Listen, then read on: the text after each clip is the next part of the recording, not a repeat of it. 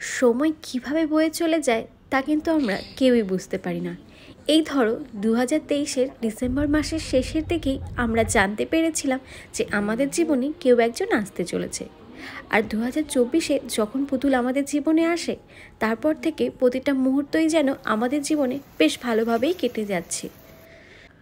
প্রথমবার পুতুলকে কোলে নাও, আর তারপর ওর সঙ্গে ঠাকুর দেখা, পুতুলের জন্যই লক্ষ্মী পুজো করা, আর ওর সাথেই একসাথে মানানো দিওয়ালি, একসাথে ঘুরতে যাওয়া, সব কিছু যেন বেশ ভালোভাবেই কেটে গেল।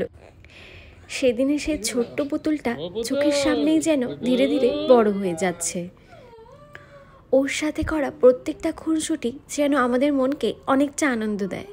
আর সেই আনন্দেই আমরা কিন্তু বেশ ভালোভাবেই এই 2024টা কাটিয়ে ফেললাম।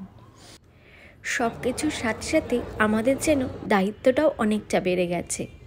আগে যেমন আমরা দুজনে মিলে কোনো কিছুই চিন্তা করতাম না, কিন্তু এখন সব কিছুর আগে ওকে নিয়ে ভাবতে হয়। নতুন বছর, নতুন স্বপ্ন, আর সাথে নতুন নতুন অনেক পরিকল্পনা। তোমাদের সবাইকেও জানাই আমাদের তরফ থেকে হ্যাপি নিউ ইয়ার।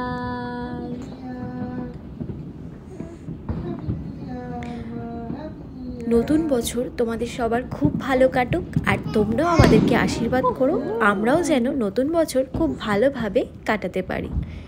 সবাই ভালো থেকো, সুস্থ থেকো। দেখা হবে খুব শিগগিরই একটা নতুন ভিডিওতে। ততক্ষণের জন্য টাটা।